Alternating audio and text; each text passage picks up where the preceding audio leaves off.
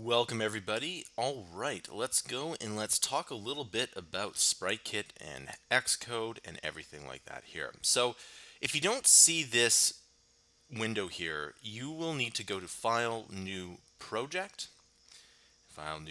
here, and or you can just use the hotkey. It's up to you. Now, this is where we start any kind of Xcode project. You can see that there's iOS, watchOS, tvOS, and OS X. These are all the different kinds of deployments you can have here. So we can have, for example, iOS, which is iPhone and iPad. And for the most part, watchOS is based off of iOS. And these are the operating systems here. And we also have tvOS, which is, again, similar to iOS. OS X is for your MacBook Pro. Now, you're probably wondering, if you look at this here, you see that this little sprite guy is colored. Let me just zoom in because it's actually a pretty cool little graphic. Okay, we got this color here. Now, if we look at, for example, the iOS, the guy's looks different. This is not something that's done randomly. OS X is actually quite a bit different from these frameworks here. Okay, and you notice there's no SpriteKit with watchOS, at least not yet. In fact, when they first released watchOS, they did have a SpriteKit, but obviously they took it away. It might come back at some point in time. So we have iOS, we have watchOS, and we have tvOS. So one thing you need to understand is that if you want to make games for OS X, it's slightly different syntax than the iOS. And what is syntax? Well, for example, syntax is kind of the underlying language and the way you word things your within your language here. So, for example, if you want to change the label of something on the screen, it will be different in iOS and slightly different in OS X. All right, so what we're concerned about here is making an iOS game. Now let's go ahead and let's double click game here and let's call this SpriteKit test.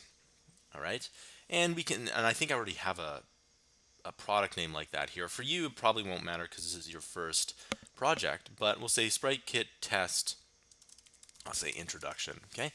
Now, for the most part, this organizational name and organizational identifier, you don't need to worry about that yet until you're uploading to the App Store. But if you're prototyping, like you are now, and prototyping is where you build as many kind of plans or sketches as possible. When you're prototyping, this isn't as important. You can select the language. We obviously want Swift. We want the game technology. We obviously want SpriteKit, not SceneKit, SpriteKit. And you have the option of making a universal, an iPhone, or an iPad. Personally, I like making games specifically for one system. So we're going to go with iPhone here. Okay, and we're going to go ahead and push next, and you can go ahead and push create. Now, it comes up in a folder, and you always want to back up that folder to the cloud. I back up all my stuff to 3 different clouds so I don't lose anything. I have lost so much work over the years, and I highly recommend that you do it here. So this is Xcode here. And as you can see, it looks fairly complicated, but believe it or not, we're not going to be using everything here because the biggest misconception when you're learning something new is if I go into build settings and if I don't know what pre-linked libraries is, do you think I can, if I don't know what this is, do you think that I can make money or release a good app to the App Store? The answer is yeah. You don't need to know what every single little line is. That is not the point of, well, first of all, this tutorial series, and second of all, it should not be your goal. Your goal right now should be to build as many games as you possibly can and to take the examples of what I give you and build upon them and make more games out of the examples that I give you. That is what you should do.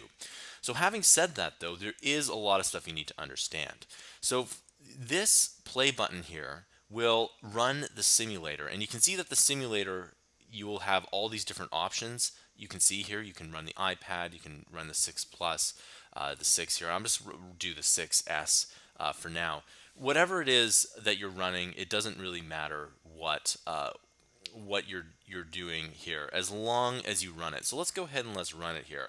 And you always want to run your SpriteKit project when you start a new project. And this goes for any project with any type of software. You want to see if the new project works, because sometimes it doesn't work.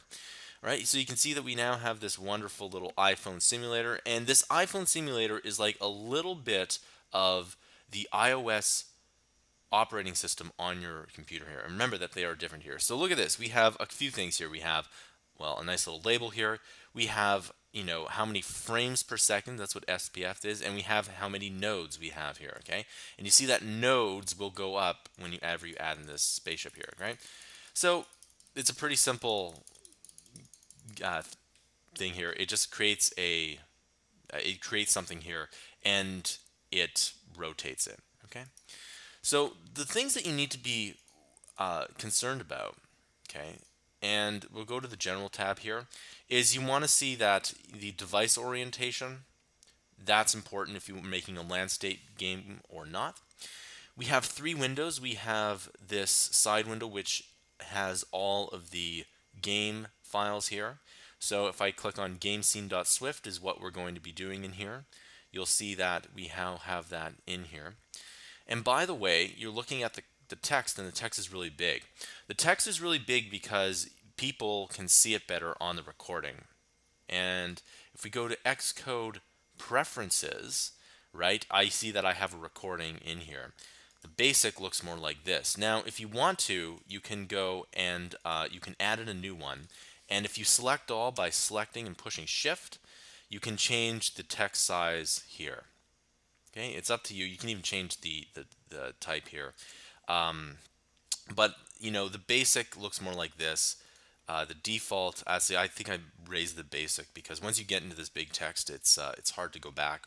But I'm just going to go back to recording, and we're just going to keep it there so that you can see it more. And as a result of this big text, there is a lot of scrolling. All right, so that just keep that in mind as you're going through the course, is that I will have to be scrolling quite a bit, but you'll see whichever function I stop off at, you can just simply go and do that here. Okay, so we have this side window here, and this is more or less for the game scene. If you were to add in something, for example, if you were to add in some kind of item here, as well as you have the main storyboard. And this is kind of what our, if you're used to apps, you're kind of used to doing that here. Now, if you have made an app before in Xcode, SpriteKit works quite a bit differently. You do most of your code by typing. And here we have the dialog box, which will show any errors here. You can get rid of all of these just by clicking these three buttons up here. We won't really use these assistant editor or the version editor here. Right now, we're just concerned with this here. Now, before we get into anything within the code with SpriteKit here, let's take a look at our project. So we have our appdelegate.swift, and what this is that this is a function. So if you want to take in anything that deals with kind of the high level functions, such as did become active, will terminate here. You can see what these functions do, and you can read about them if you want. For the most part, we don't really need to know them. The gamescene.swift is where we do most of our editing, and I will edit that in just a moment here, but let's continue. So this game view controller.swift is where we start up our first scene. So this highlighted code here will show you what scene that we have here. We have the game scene, and you notice that gamescene.swift and this file name gamescene are the same.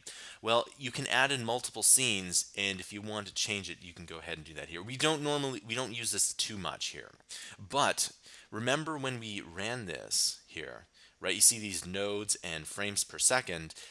If you want to delete these two items here, you can do that here, but I recommend leaving that for testing purposes. Now, if we look at our X cassettes, this is where we drag in our graphics. Right now, we have a spaceship, the nice looking spaceship, and we have an app icon, and you can go and you can add in your own app icons if you want. For the most part, we will mostly be using our gamescene.swift, and we will be dragging in some assets. All of the assets within this game series are self-made. We're not bringing in any external assets. I do this for two reasons. One, sometimes the external assets can change their links, and then people don't, well, they can't get them because the link has changed. So if I make them for you from scratch, not only do you get the choice of, well, the learning aspect of actually making the assets, you get the actual asset, and we're using exactly what you want here. So it's really two positives. One, people get less confused, and people like the course more. And two, you actually get to learn how to build assets, right?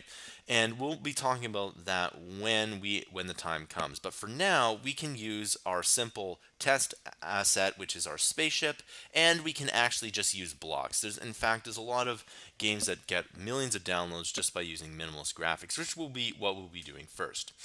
All right, so let's take a look at our GameScene.Swift. First things first is that you can see that we have our game scene, and we have this override function didMove to view. What this override function is that when the game starts, what happens is that this function gets called here. And you can see here we have a label here. Okay, so we have a label, which is an SK label node, and we have a font name in here. And then you see mylabel.text. And we're going to be going over this very shortly. This is just a introduction lecture, and you can see the font size, you can change the font size, and you add in a position. Lastly, you add the child to the scene. This is super important. All right. So this is one of the functions that you need. The second function that you need, and it's an override function as well, and this override function is touchAsBegan. So every time you touch the screen, it will do this highlighted code. And what this highlighted code will do is that it will create a sprite. So we got sprite, we got the spaceship, we put the X and Y scale, and at the position here. So wherever you touch, it adds that spaceship in here. And that's exactly what the last item or what the app does. And lastly, it's our update function. So this is super important when it comes to games. Games run on something called a game loop, and that game loop is constantly checking and constantly being called. So the way that apps work is that you have a function, and we can just set this up here. So let's say function, let's say player moved, okay? Moved and on touch, okay? And you can type this in if you want here. So the way that games work is that there's a loop that will constantly be called. So we'll only call the function player moved on touch when we touch the actual screen. And the update override update function will constantly be check that. So let's take a Mario game for example. A Mario game is you push the right move button, and then Mario moves right. So in order to make that work from a computer science, computer level point of view, is that you have to constantly check to see if that person has been pushing that right button. And how many times do we check to see if that person has been pushing the right button? It can be something like 60 times a second. So 60 times a second, the computer is checking to see if the player has been pushing right. All right, and that can go with any of the controls here. So any of the controls could be jump, fireball, etc. It can also check things like, for example, if the player, collided with a Goomba. So 60 times a second, it's checking to see whether a player has collided with a Goomba here. Now, if that made sense to you, that's great. If it didn't make sense, we will be going over that as the course goes along here. All you need to know right now is that the update is to constantly check to see if an event happens here, okay? So the next thing we need to do is we need to get rid of a bunch of code. So I'm going to get rid of these comments here. I'm going to get rid of all of this text here, but I'm going to leave the for touch in touches here. In fact, what I'll do is I will just delete everything but this line here.